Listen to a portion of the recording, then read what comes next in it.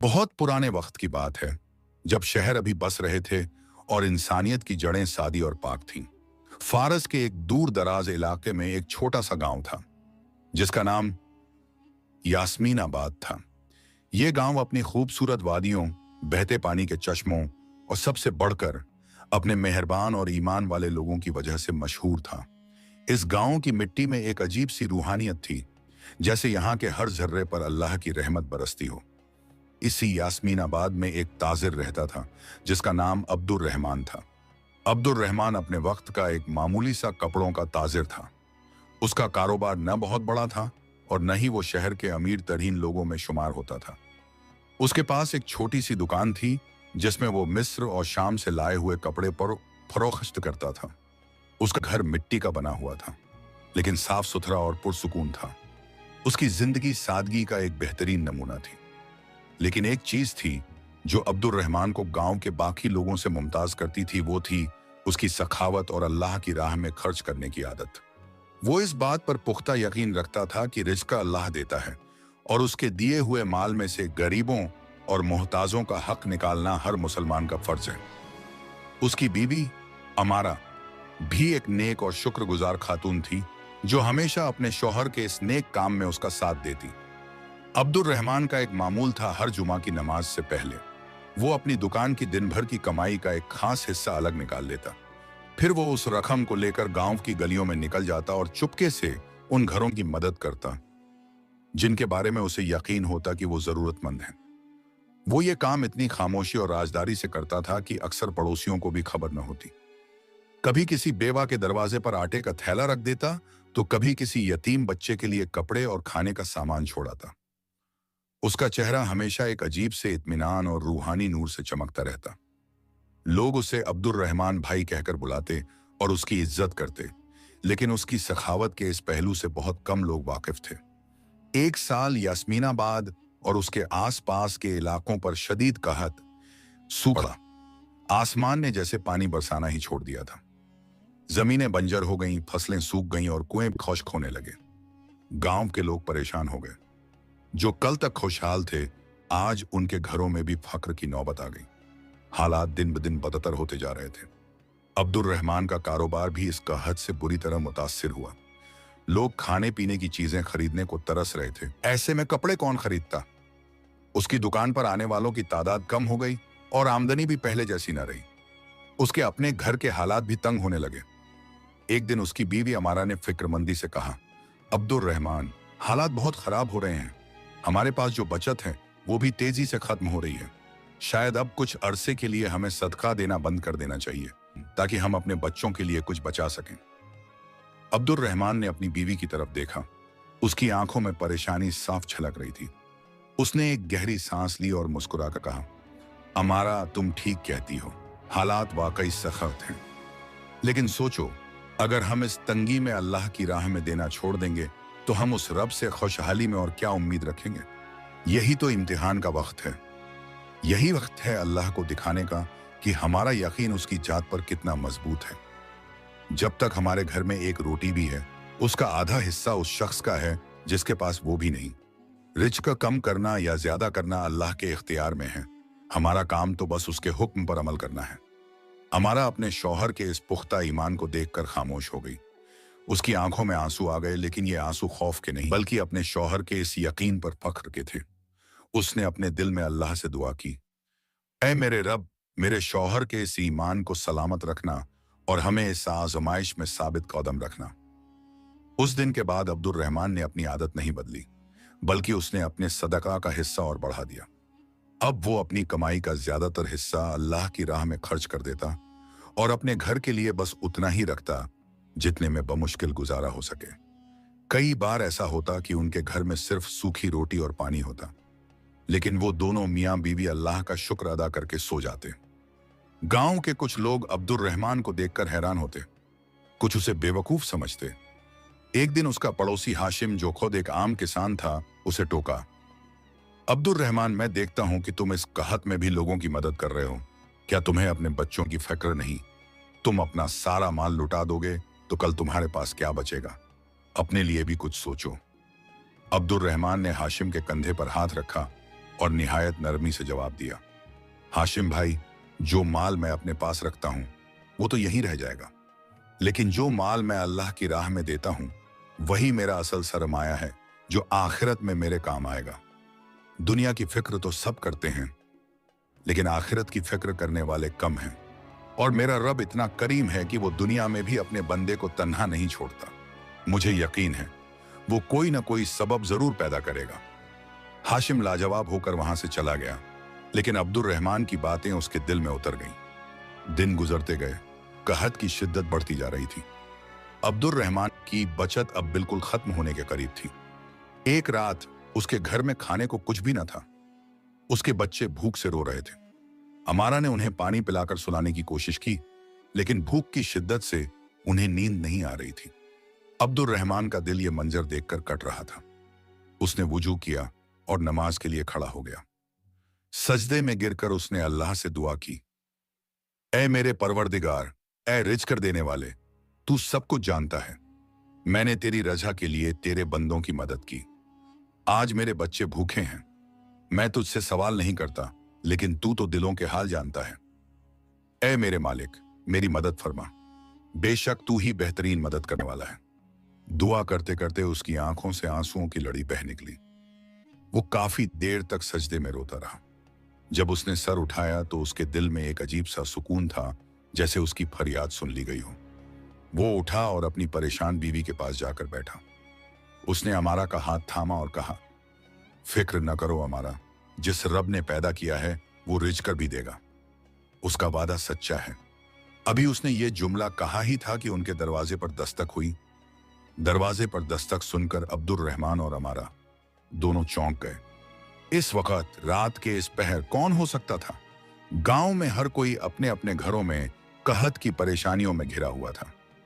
अब्दुल रहमान ने अमारा को तसल्ली दी और दरवाजे की तरफ बढ़ा। उसके दिल में एक अनजाना सा खौफ भी था और एक हल्की सी उम्मीद भी। उसने दरवाजा खोला तो सामने एक अजनबी शख्स को खड़ा पाया। वो शख्स लंबा और मजबूत जिस्म का मालिक था। उसने सफर के कपड़े पहने हुए थे, जिन पर धूल की तह जमी हुई थी, लेकिन उसके चेहरे पर एक अजीब सी शरीफी और संजीदगी थी। उसके साथ दो और आदमी थे, जिनके हाथों में मशालें थीं, जिनकी रोशनी में उनके पीछे खड़े दो ऊंट नजर आ रहे थे, जिन पर सामान लदा हुआ था।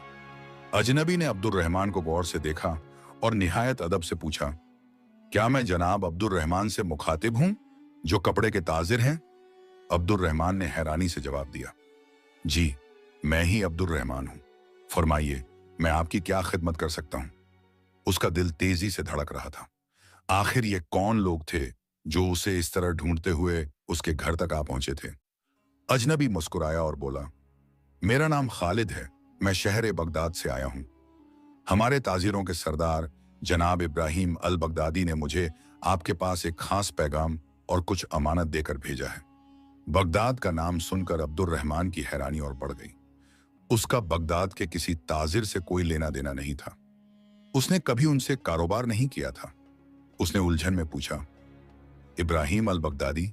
मैं उन्हें नहीं जानता, शायद आपको कोई गलतफहमी हुई है। खालिद ने अपने आदमियों को इशारा किया। वो दोनों ऊंटों को करीब ले आए। खालिद ने कहा, जनाब, कोई गलतफहमी नहीं हुई, मैं आप ही के पास आया हूं। दरअसल कुछ हफ्ते पहले हमारे सरदार इब्राहिम अल बगदादी ने एक ख्वाब देखा। उन्होंने देखा कि फारस के एक गांव यास्मीनाबाद में एक अल्लाह का नेक बंदा है, अब्दुल रहमान, जो कहत के इस मुश्किल वक्त में भी चुपके चुपके अल्लाह की राह में खर्च कर रहा है, जबकि उसके अपने घर में तंगी है। ख्वाब में उन्हें बताया गया कि इस शख्स की सखावत अल्लाह ताला को इतनी पसंद आई है कि उसके लिए आसमान से रहमत के दरवाजे खोल दिए गए हैं। हमारे सरदार ने इस ख्वाब को अल्लाह का इशारा समझा और मुझे फौरन यहाँ रवाना किया। खालिद ने आगे बढ़कर एक थैली अब्दुल रहमान के हाथ में दी। इस थैली में 1000 अशरफियां सोने के सिक्के हैं। ये जनाब इब्राहिम ने आपके लिए हदिये के तौर पर भेजी हैं। और ये जो 2 ऊंट सामान से लदे हैं, इन पर गेहूं, खजूरें और जरूरत का दूसरा सामान है। उन्होंने कहा है कि इसमें से आप अपनी जरूरत के मुताबिक रखें और बाकी गांव के जरूरतमंद लोगों में तकसीम कर दें। अब्दुल रहमान के हाथ में सोने के सिक्कों से भरी थैली कांप रही थी। उसकी आंखों से बेख्तियार आंसू बहने लगे। ये वो आंसू थे जो शुक्र और यकीन से लबरेज थे। उसने आसमान की तरफ देखा, और दिल ही दिल में अपने रब का शुक्र अदा किया। उसने कुछ देर पहले ही तो सजदे में गिरकर दुआ की थी और उसकी दुआ इस शान से कबूल हुई थी कि उसने कभी सोचा भी न था। उसकी बीवी अमारा, जो दरवाजे के पास खड़ी सब कुछ सुन रही थी, वहीं शुक्र के सजदे में गिर पड़ी। अब्दुल रहमान ने खालिद और उसके साथियों का शुक्रिया अदा किया और उन्हें अंदर आने की दरख्वास्त की। उसने कहा, आप लोगों ने लंबा सफर तय किया है, आप हमारे मेहमान हैं। लेकिन खालिद ने माजरत करते हुए कहा, हमें वापसी की भी जल्दी है। हमारे सरदार ने ताकीद की थी कि अमानत पहुंचाकर फौरन लौट आना। बस हमारी इतनी ही खिदमत थी। अल्लाह आपको इसकी बेहतरीन जजा दे। ये कहकर खालिद और उसके साथी वहां से रुखसत हो गए और अब्दुल रहमान को हैरानी, खुशी और ईमान की एक नई रोशनी में छोड़ गए। अब्दुल रहमान सामान से लदे ऊंटों और सोने की अशरफियों को देखता रहा। उसे अपनी आंखों पर यकीन नहीं आ रहा था। यह सब एक ख्वाब जैसा लग रहा था। अमारा ने आंसू पोंछते हुए कहा, अब्दुल रहमान, बेशक अल्लाह अपना वादा पूरा करता है। आपने सही कहा था, वो अपने बंदों को कभी तन्हा नहीं छोड़ता। उस रात अब्दुल रहमान के बच्चों ने अरसे बाद पेट भरकर खाना खाया, लेकिन अब्दुल रहमान ने उस रात सिर्फ खजूर और पानी पर ही गुजारा किया। उसने अपनी बीवी से कहा, अमारा, ये माल मेरा नहीं, अल्लाह की अमानत है। इस पर सबसे पहला हक उन लोगों का है जो इस वक्त हमसे ज्यादा भूखे हैं। कल सुबह होते ही हम इस सामान को गांव वालों में बांट देंगे। अगली सुबह फजर की नमाज के बाद अब्दुल रहमान ने गांव में ऐलान करवाया, जिसके घर में भी खाने को कुछ नहीं है, वो मेरे घर से आकर अनाज ले जाए। यह सुनना था कि गांव में एक खुशी की लहर दौड़ गई। लोग हैरान थे कि अब्दुल रहमान, जिसके खुद के हालात इतने तंग थे, अचानक इतना सारा अनाज कहां से ले आया। उसका पड़ोसी हाशिम भी दौड़ा हुआ आया। जब उसने अब्दुल रहमान के घर के बाहर अनाज के ढेर और लोगों की भीड़ देखी तो वो दंग रह गया। उसने अब्दुल रहमान से पूछा, अब्दुल रहमान, ये सब क्या है? कल तक तो तुम्हारे घर में फक्र था, आज ये दौलत कहां से आ गई? अब्दुल रहमान ने मुस्कुराकर वही जवाब दिया जो उसने पहले दिया था। हाशिम भाई, मैंने तुमसे कहा था ना कि मेरा रब कोई ना कोई सबब जरूर पैदा करेगा। ये सब उसी का करम है। मैंने तो सिर्फ उसकी राह में थोड़ा सा दिया था। उसने मुझे इतना लौटा दिया कि अब मैं पूरे गांव को बांट सकता हूं। हाशिम की आंखों में शर्मिंदगी और हैरत के मिले जुले तासुरात थे। उसे अब्दुल रहमान की कही हुई बात याद आ गई, जो माल मैं अपने पास रखता हूं वो तो यहीं रह जाएगा, लेकिन जो माल मैं अल्लाह की राह में देता हूं वही मेरा असल सरमाया है। आज उसने इस बात का अमली नमूना अपनी आंखों से देख लिया था। अब्दुल रहमान ने पूरा दिन गांव के हर जरूरतमंद घर तक अनाज और खजूरें पहुंचाई। उसने अपने लिए सिर्फ उतना ही रखा जितना एक आम गांव वाले के हिस्से में आया था। उसने सोने की अशरफियों को भी अल्लाह की अमानत समझा। उन सिक्कों से उसने गांव के कर्ज में डूबे लोगों के कर्ज अदा किए, बेवाओं के लिए माहाना वजीफे मुकर्रर किए और गांव का जो कुआं सूख गया था उसे और गहरा खुदवाने का काम शुरू करवा दिया ताकि पानी की कमी दूर हो सके। देखते ही देखते अब्दुल रहमान की बरकत से पूरे यास्मीनाबाद की किस्मत बदलने लगी। जिस गांव में कल तक मायूसी और भूख का अंधेरा था, आज वहां उम्मीद और शुक्र की रोशनी फैल चुकी थी। लोग अब अब्दुल रहमान को सिर्फ एक ताजिर नहीं बल्कि अल्लाह का भेजा हुआ एक फरिश्ता समझने लगे थे। लेकिन अब्दुल रहमान के अंदर जरा भी तकब्बुर, एक घमंड ना आया। वो पहले की तरह ही सादा और आजिज था और हर काम के बाद अल्लाह का शुक्र अदा करता। लेकिन कहानी यहां खत्म नहीं हुई। अल्लाह की तरफ से अब्दुल रहमान के ईमान का एक और इम्तिहान अभी बाकी था। एक ऐसा इम्तिहान जो उसकी सखावत और यकीन को और भी ऊंचे दर्जे पर ले जाने वाला था।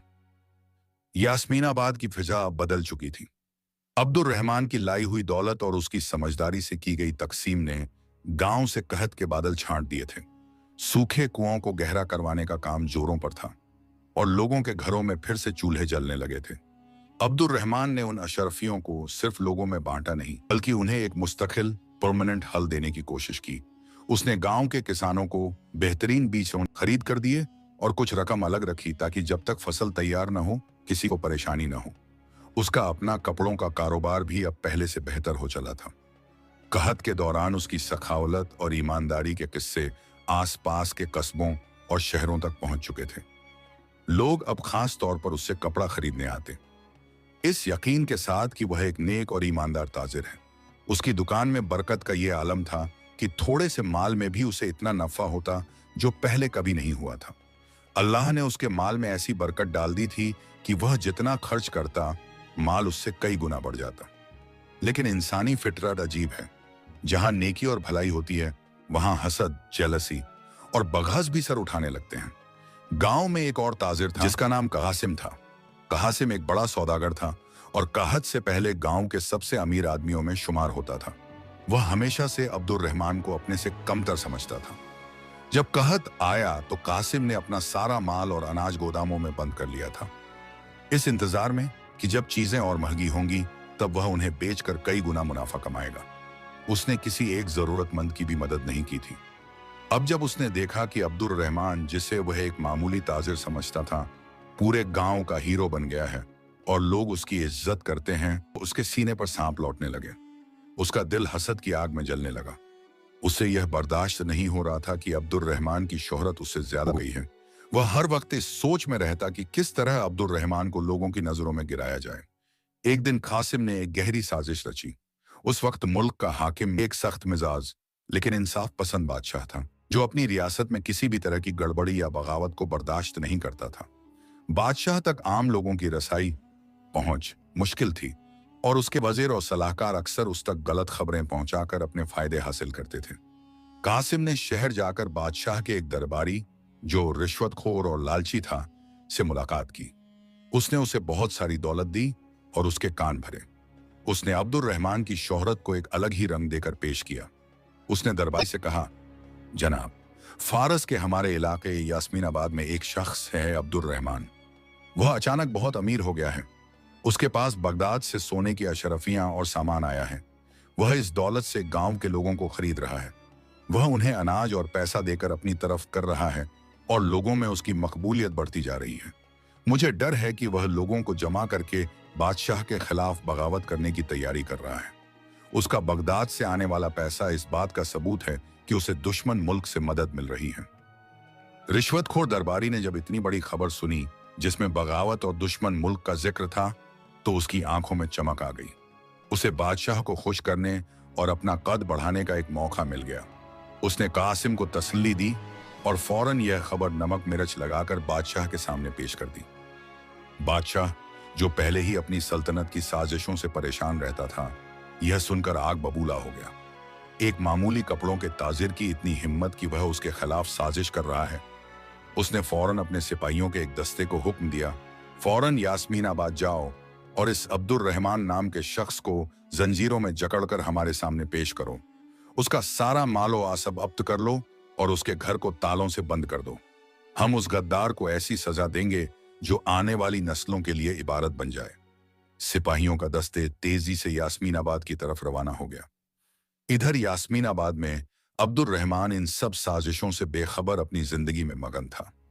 उस दिन वह अपनी दुकान पर बैठा था कि अचानक बाहर शोर बरपा हुआ।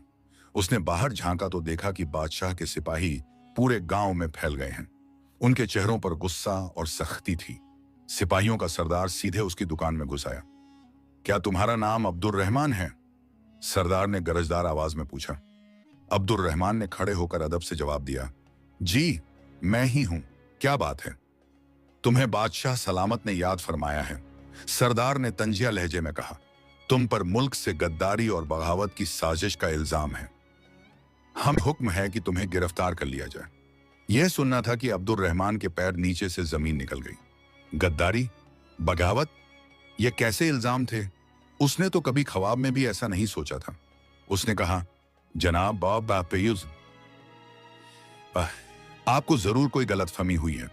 मैं एक मामूली ताजिर हूं, मेरा ऐसी बातों से क्या लेना देना। लेकिन सिपाहियों ने उसकी एक न सुनी।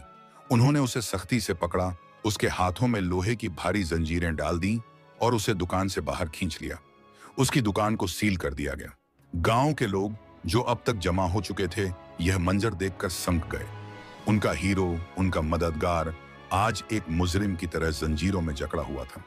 कुछ लोग रो पड़े, लेकिन बादशाह के सिपाहियों के खौफ से किसी की हिम्मत न हुई कि आगे बढ़कर कुछ कहें। सिपाही उसे खींचते हुए घर की तरफ ले गए। वहां उसकी बीवी अमारा और बच्चे पहले ही सिपाहियों को देखकर सहमे हुए थे। जब अमारा ने अपने शौहर को इस हालात में देखा तो वह चीख मारकर बेहोश होने लगी। सिपाहियों ने घर की औरतों और बच्चों को बाहर निकाल दिया और घर को भी तालों से बंद कर दिया। अब्दुल रहमान का सारा माल, उसकी दुकान, उसका घर, सब कुछ एक पल में उससे छीन गया। जंजीरों में जकड़ा हुआ अब्दुल रहमान बस आसमान की तरफ देख रहा था। उसके चेहरे पर ना गुस्सा था, न शिकवा, बस एक गहरी सोच थी। उसके कानों में उसके पड़ोसी हाशिम के अल्फाज गूंज रहे थे, कल तुम्हारे पास क्या बचेगा। आज वाकई उसके पास कुछ नहीं बचा था, सिवाय उस ईमान के जो उसके सीने में अब भी रोशन था। सिपाही उसे घसीटते हुए घोड़े की तरफ ले जा रहे थे। गांव वाले अफसोस और बेबसी से उसे देखते रहे। कासिम भी भीड़ में खड़ा था और उसके चेहरे पर एक जालिम मुस्कुराहट थी। उसे लग रहा था कि उसने अपना बदला ले लिया है। अब्दुल रहमान को घोड़े पर बांधा गया और सिपाहियों का दस्ता उसे लेकर शहर की तरफ, बादशाह के दरबार की तरफ चल पड़ा। उसके सामने एक नया और शायद सबसे सख्त इम्तिहान था। एक तरफ बादशाह का गजब, गद्दारी का इल्जाम और मौत की सजा का खौफ था, और दूसरी तरफ उसका वो यकीन था कि उसका रब उसे कभी रुस्वा नहीं करेगा। यह सफर उसकी जिंदगी का सबसे लंबा और मुश्किल सफर होने वाला था। जंजीरों में जकड़ा हुआ अब्दुल रहमान बादशाह के सिपाहियों के साथ यास्मीनाबाद से निकल चुका था। उसका गांव, उसका घर, उसकी इज्जत, सब कुछ पीछे छूट गया था। सफर लंबा और थका देने वाला था। दिन की तापिश और रात की सर्दी उसके जिस्म को तोड़ रही थी, लेकिन उसके दिल में एक अजीब सा सुकून था। वह मुसलसल अपने दिल में अल्लाह का जिक्र कर रहा था। उसे इस बात का यकीन था कि अगर यह आजमाइश अल्लाह की तरफ से है तो वही इससे निकलने का रास्ता भी बनाएगा। 2 दिन के मुसलसल सफर के बाद काफिला बादशाह के शहर दरुल सल्तनत पहुंचा। ये एक अजीम और शान शहर था, जहां ऊंची इमारतें, चौड़ी सड़कें और हर तरफ चहल पहल थी। लेकिन अब्दुल रहमान के लिए यह सब बेमानी था। उसे एक मुजरिम की तरह शहर की गलियों से गुजारा गया। लोग उसे हैरत और नफरत की निगाहों से देखते, जैसे वह कोई बहुत बड़ा गद्दार हो। उसे शहर के सबसे बड़े कैद खाने, जेल की एक तंग तारे कोठरी में बंद कर दिया गया। ये एक ऐसी जगह थी जहां सूरज की रोशनी भी मुश्किल पहुंचती थी। जमीन ठंडी और नम थी और हवा में एक अजीब सी बदबू थी। कोठरी में उसके अलावा कुछ और कैदी भी थे, जिनके चेहरे मायूसी और बेबसी की दास्तान सुना रहे थे। अब्दुल रहमान ने कोठरी के एक कोने में जगह बनाई और बैठ गया। उसने अपने हालात पर गौर करना शुरू किया। एक पल के लिए उसके दिल में इंसानी फितरत के मुताबिक यह ख्याल आया, ऐ अल्लाह, मैंने तेरी राह में अपना सब कुछ कुर्बान किया और सिला यह मिला कि आज मैं एक गद्दार करार देकर इस जिंदाओं में पड़ा हूं। आखिर मेरा कसूर क्या था? लेकिन फौरन ही उसने इस ख्याल को अपने दिल से झटक दिया। उसने इस्तगफार पढ़ा और सोचा, नहीं, मेरा रब कभी जुल्म नहीं करता। जरूर इसमें भी कोई हिकमत पोशीदा है। शायद मेरा ईमान अभी इतना कामिल नहीं हुआ कि मैं हर हाल में शुक्र कर सकूं। ये वक्त शिकवे का नहीं, सब्र का है। ये सोचकर उसके दिल को करार आ गया। उसने देखा कि उसके साथ वाले कैदी उसे अजीब नजरों से देख रहे हैं। उनमें से एक बूढ़े कैदी ने, जिसकी दाढ़ी सफेद हो चुकी थी, नए आए हो? कौन सा गुनाह करके यहां पहुंचे हो? अब्दुल रहमान ने नरमी से जवाब दिया, बाबा, मैंने कोई गुनाह नहीं किया। मुझ पर बगावत का झूठा इल्जाम लगाया गया है। बूढ़ा कैदी तखली से हंसा। यहाँ हर कोई यही कहता है कि वह बेगुनाह है, लेकिन इस अंधेर कोठरी में आने के बाद गुनाह और बेगुनाही के मायने बदल जाते हैं। यहाँ सिर्फ इंतजार है और इंतजार के बाद मौत। अब्दुल रहमान ने उस बूढ़े कैदी की आंखों में झांका, जिनमें उम्मीद की कोई किरण बाकी नहीं थी। उसने फैसला किया कि वह यहाँ मायूसी फैलाने के बजाय उम्मीद की शमा जलाएगा। उसने उन कैदियों से बातें करना शुरू की। वह उन्हें अल्लाह की रहमत के किस्से सुनाता, पैगंबरों के सब्र के वाक़े बताता और उन्हें समझाता कि दुनिया की यह कैद आरज़ी टेम्पररी है और असल आज़ादी रूह की आज़ादी है। कैद खाने का दरोगा, जेलर, जिसका नाम फिरोज था, एक संगदिल और सख्त आदमी था। उसे कैदियों पर जुल्म करने में मजा आता था।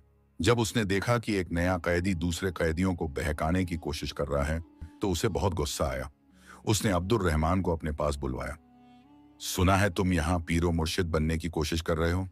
फिरोज ने गुस्से से कहा, यह कैद खाना है, कोई खानकाह नहीं। अपनी ये तकरीरें बंद कर दो, वरना मैं तुम्हारी जुबान खींच लूंगा। अब्दुल रहमान ने निहायत सुकून से जवाब दिया, जनाब, मैं तो बस अपने और इन भाइयों के दिल को तसल्ली दे रहा था। मायूसी गुनाह है और मैं नहीं चाहता कि हम सब इस गुनाह में मुखबिला हों। फिरोज उसके इस बेखौफ अंदाज और पुरसुकून चेहरे को देखकर हैरान हुआ। उसने आज तक जितने कैदी देखे थे, उनके चेहरों पर खौफ और दहशत होती थी, लेकिन यह शख्स बिल्कुल अलग था। फिरोज ने उसे धमकाकर वापस कोठरी में भेज दिया, लेकिन अब्दुल रहमान का चेहरा उसके दिमाग में घूमता रहा। दिन गुजरते गए। अब्दुल रहमान का मामूल बन गया था। उसे जो सूखी रोटी और पानी मिलता, वह उसमें से भी आधा अपने से कमजोर कैदी को दे देता। वह रात का ज्यादातर हिस्सा इबादत में गुजारता।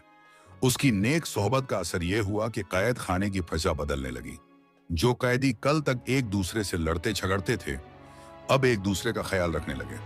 जिनके चेहरों पर सिर्फ मायूसी थी, अब वहां एक हल्की सी उम्मीद नजर आने लगी। ये तब्दीली दरोगा फिरोज से छिपी न रही।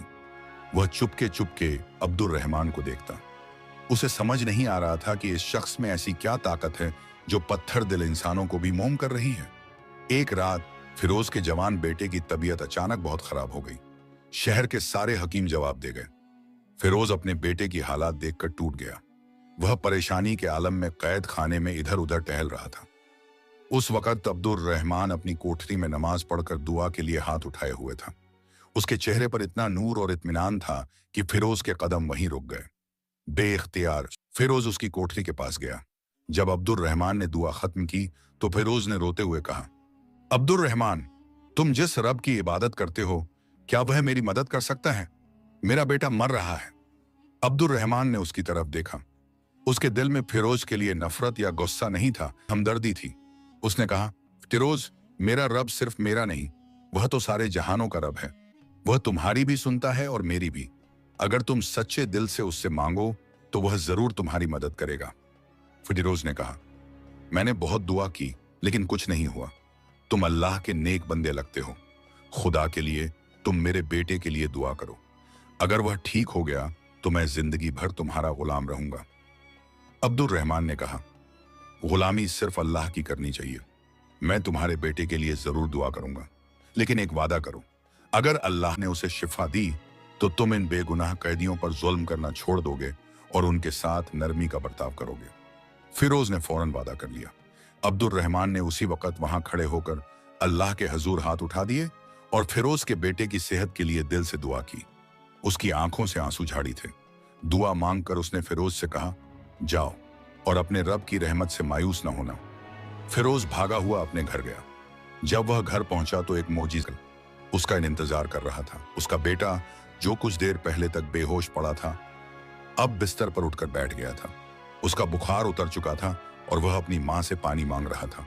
यह मंजर देखकर फिरोज की आंखें फटी की फटी रह गईं। वह वहीं जमीन पर गिरा और सजदे में जाकर उस रब का शुक्र अदा करने लगा जिसे वह कभी मानता ही नहीं था। यह वाकया अब्दुल रहमान की जिंदगी में एक नया मोड़ लाने वाला था। उसका ईमान और सखावत अब कैद खाने की दीवारों से निकलकर बादशाह के महल की तरफ सफर करने वाला था, लेकिन एक ऐसे अंदाज में जिसकी किसी को तवक्को उम्मीद नहीं थी। दरोगा फिरोज पर इस वाकये का इतना गहरा असर हुआ कि उसकी पूरी जिंदगी बदल गई। अगली सुबह जब वह कैद खाने आया, एक नया इंसान था। उसके चेहरे से सख्ती और जुल्म के बजाय नरमी और शरीफत झलक रही थी। उसने आते ही अब्दुल रहमान को उसकी कोठरी से निकाला और अपने कमरे में ले गया। उसने अब्दुल रहमान के पैरों में गिरने की कोशिश की, लेकिन अब्दुल रहमान ने उसे उठाकर गले से लगा लिया। फिरोज ने रोते हुए कहा, अब्दुल रहमान, मैं अंधेरों में था, तुमने मुझे रोशनी दिखाई। अल्लाह ने तुम्हारी दुआ से मेरे बेटे को नई जिंदगी दी है। आज से मैं तुम्हारा खादिम हूं। हुक्म दो, मैं तुम्हारे लिए क्या कर सकता हूं? अब्दुल रहमान ने उसे तसल्ली दी और कहा, शुक्र अल्लाह का अदा करो जिसने तुम्हारे बेटे को शिफा दी और तुम्हारे दिल को हिदायत दी। अगर तुम मेरी कोई खिदमत करना चाहते हो तो बस इतना करो कि इन कैदियों के साथ इंसाफ और नरमी का मामला करो, और अगर हो सके तो मेरी बेगुनाही की खबर बादशाह तक पहुंचाओ। फिरोज ने फौरन अब्दुल रहमान को कैद खाने के सबसे बेहतरीन हिस्से में मुंतकिल दिया, जहां साफ सुथरा बिस्तर और बेहतर खाना था। उसने तमाम कैदियों के साथ अपना रवैया भी बदल दिया, लेकिन बादशाह तक बात पहुंचाना एक मुश्किल काम था। बादशाह तक सिर्फ वही बातें पहुंचती थीं जो उसके वजीर और दरबारी चाहते थे। फिरोज एक मामूली दरोगा था। उसकी हिम्मत नहीं थी कि वह सीधा बादशाह से बात कर सके। इसी बीच बादशाह ने अब्दुल रहमान के मुकदमे की पेशी का हुक्म दिया। उसे जंजीरों में जकड़कर दरबार में पेश किया गया। दरबार अजीम और शान था। हर तरफ अमीर वजीर और दरबारी अपनी शान और शौकत के साथ बैठे थे। बादशाह अपने तख्त पर बैठा था और उसके चेहरे पर गजब के आसार थे। अब्दुल रहमान के खिलाफ साजिश करने वाला ताजिर, कासिम और रिश्वतखोर दरबारी भी वहां मौजूद थे। बादशाह ने गरजदार आवाज में पूछा, तो ये है वह गद्दार अब्दुल रहमान जिसने हमारी सल्तनत के खिलाफ साजिश की? अब्दुल रहमान ने निहायत इत्मीनान और बहादुरी से जवाब दिया, बादशाह सलामत, मैं गद्दार नहीं, एक मामूली ताजिर और अल्लाह का एक अदना सा बंदा हूं। मुझ पर लगाए गए सारे इल्जाम झूठे और बेबुनियाद हैं। रिश्वतखोर दरबारी फौरन बोला, आलम पनाह, यह झूठ बोल रहा है। इसके पास बगदाद से दौलत आई है। इसने पूरे गांव को अपनी तरफ कर लिया है। हमारे पास इसके खिलाफ गवाह भी हैं। उसने कासिम की तरफ इशारा किया। कासिम ने आगे बढ़कर झूठी गवाही दी और सारी कहानी को नमक मिर्च लगाकर पेश किया। बादशाह का गुस्सा और बढ़ गया। उसने जल्लाद को बुलाने का हुक्म दे ही दिया था कि अचानक दरबार में एक शख्स दौड़ता हुआ दाखिल हुआ। वह दरोगा फिरोज था। दरबार के मुहाफिजों ने उसे रोकने की कोशिश की, लेकिन वह उन्हें धक्का देता हुआ सीधा बादशाह के तख्त के सामने पहुंच गया और सजदे में गिर गया। आलम पनाह, गौर फरमाइए, इस शख्स पर जुल्म हो रहा है। यह बेगुनाह है, फिरोज चीख कर बोला। दरबार में सन्नाटा छा गया। एक मामूली दरोगा की यह जुर्मत कि वह बादशाह के फैसले को रोके। बादशाह ने गुस्से से कहा, यह क्या बेहुदगी है? तुम्हारी हिम्मत कैसे हुई? फिरोज ने सर उठाया। उसकी आंखों में न खौफ था न हिचकिचाहट। उसने अपने बेटे की शिफा का पूरा वाकया शुरू से आखिर तक दरबार में सबके सामने बयान कर दिया। उसने बताया कि किस तरह अब्दुल रहमान ने कैद खाने के अंधेरों में भी नेकी और सब्र का दामन नहीं छोड़ा और किस तरह उसकी दुआ से एक लाइलाज बीमार को शिफा मिली। बादशाह सलामत, फिरोज ने कहा, आप खुद सोचिए, जो शख्स अपने दुश्मन के बेटे के लिए दुआ कर सकता है, जिसकी नेकी की गवाही कैद खाने के पत्थर दिल कैदी देते हैं, क्या वह शख्स मुल्क से गद्दारी कर सकता है? हरगिज नहीं। यह अल्लाह का वली है और हम सब इस पर जुल्म कर रहे हैं। असल साजिश उसने नहीं बल्कि उन लोगों ने की है जिन्होंने आप तक झूठी खबर पहुंचाई है। बादशाह, जो अक्लमंद और इंसाफ पसंद था, फिरोज की बैटन और उसके चेहरे की सच्चाई से मुतासिर हुआ। उसे कासिम और उसके दरबारी के चेहरों पर हवाइयां उड़ती नजर आईं। उसे मामले में कुछ झोल महसूस हुआ। इत्तेफाक से उसी वक्त दरबार में बगदाद से आया हुआ एक सिफारती काफिला भी मौजूद था। जब उन्होंने यास्मीनाबाद, अब्दुल रहमान और इब्राहिम अल बगदादी का जिक्र सुना तो उनका सरदार आगे बढ़ा। उसने बादशाह से इजाजत लेकर कहा, आलम पनाह, हम इस शख्स को जानते हैं। हमारे शहर के अमीर उल ताजिर जनाब इब्राहिम अल बगदादी ने इस नेक आदम के लिए हदिया भेजा था, क्योंकि अल्लाह ने उन्हें ख्वाब में उसकी सखावत के बारे में बताया था। इसका किसी दुश्मन मुल्क या साजिश से कोई ताल्लुक नहीं। यह तो सिरे सरा एक नेक और परहेजगार इंसान है। अब पूरी तस्वीर शीशे की तरह साफ हो चुकी थी। बादशाह को अपनी गलती का एहसास हुआ। उसका चेहरा शर्मिंदगी और गुस्से से लाल हो गया। उसने फौरन हुक्म दिया, अब्दुल रहमान की जंजीरें खोल दी जाएं और उसे इज्जत के साथ हमारे पास लाया जाए। फिर उसने कासिम और रिश्वतखोर दरबार की तरफ इशारा किया, इन दोनों झूठे और फसादी लोगों को गिरफ्तार कर लो। इन्हें उसी जिंदाओं में डाल दो जहां इस बेगुनाह को रखा गया था। इनकी सारी जब्त करके अब्दुल रहमान के हवाले कर दी जाए। बादशाह तख्त से उठा, खुद अब्दुल रहमान के पास आया और उससे माफी मांगी। ऐ अल्लाह के नेक बंदे, हमसे गलती हुई। हमने बिना तहकीक किए तुम्हें तकलीफ दी, मुझे माफ कर दो। अब्दुल रहमान ने फौरन जवाब दिया, बादशाह सलामत, मैं आपको माफ करता हूं। आप भी इंसान हैं और गलती हो सकती है। असल माफ करने वाला तो मेरा रब है। बादशाह अब्दुल रहमान की इस अजीम शख्सियत से इतना मुतासिर हुआ कि उसने उसे अपना खास सलाहकार, स्पेशल एडवाइजर मुकर्रर कर दिया। उसने अब्दुल रहमान का सारा माल और आसब इज्जत के साथ उसे वापस कर दिया और उसे शहर में एक आलीशान घर भी इनाम में दिया। अब्दुल रहमान ने बादशाह का शुक्रिया अदा किया, लेकिन उसने सलाहकार का बड़ा ओहदा कबूल करने से माफरत की। उसने कहा, आलम पन्ना, मैं एक मामूली ताजिर हूं और वही रहना चाहता हूं। मेरी जगह दरबार में नहीं बल्कि अल्लाह के बंदों के बीच है। बादशाह उसकी इस बेनियाजी पर और भी हैरान हुआ। उसने अब्दुल रहमान को इज्जत के साथ यास्मीनाबाद वापस भेजा। जब अब्दुल रहमान अपने गांव वापस लौटा तो पूरे गांव ने उसका ऐसे इस्तकबाल किया जैसे कोई बादशाह लौट कर आया हो। उसकी बीवी अमारा और बच्चे उससे मिलकर खुशी से रो पड़े। अब्दुल रहमान ने अपनी बाकी जिंदगी पहले की तरह सादगी, इबादत और अल्लाह की राह में खर्च करते हुए गुजारी। लेकिन अब उसकी सखावत की बरकत सिर्फ यास्मीनाबाद तक महदूद नहीं थी, बल्कि पूरी सल्तनत तक फैल चुकी थी। बादशाह भी वक्त वक्त पर उससे मशवरे के लिए बुलाता। उसकी दौलत में अल्लाह ने इतनी बरकत दी कि वह लोगों की मदद करता रहा, पर उसके माल में कभी कमी ना आई।